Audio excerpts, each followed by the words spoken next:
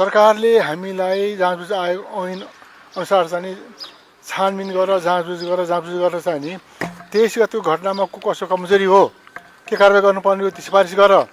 24 गतेको घटनामा पनि को दोषी छन् तिनीहरूलाई कारबाही गर्न चाहिँ सिफारिस गर भनेर भनेको थियो होइन। त्यो अनुसार हामीले चाहिँ नि सबै जाँचबुझ गऱ्यौँ छानबिन गऱ्यौँ गर्दाखेरि चाहिँ 23 गतेको घटनामा जो दोषी छन् जसो कारणले चाहिँ नि हाम्रा किशोरहरूको चाहिँ मृत्यु हुन गयो जब शहीद बनाइयो उनीहरूको शहीद बनाउनेहरूलाई चाहिँ नि कानुनी कारबाही गर भनेर हामीले सिफारिस गरेका छौँ। त्यो सिफारिसमा चाहिँ नि गोली हान्न लगाउने नरोक्ने गोली नरोक्ने सबै परेका छन्। जो देखिएको छ त्यो गरेका छ हो।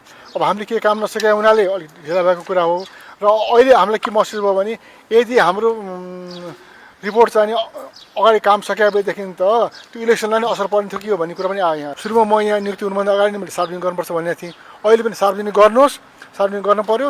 गरिसकेपछि त्यो कार्यान्वयनमा जानु पर्यो। कार्यान्वयनमा गएन सार्वजनिक गरेन भनेदेखि चाहिँ नि यो चाहिँ नि जेनजीका युवाहरूको फेरि अर्को आन्दोलन आउन सक्छ। त्यस कारणले त्यो सामना गर्न तयार हुनुहोस्, सार्वजनिक गर्नुहोस् भनेर भनिदिएको छु। गर्नुहुन्छ प्रधानमन्त्रीले कहिलेसम्म गर्छु भन्नुभयो? होइन कहिले त भन्नुभयो गर्छु भन्नुभएको छ है त।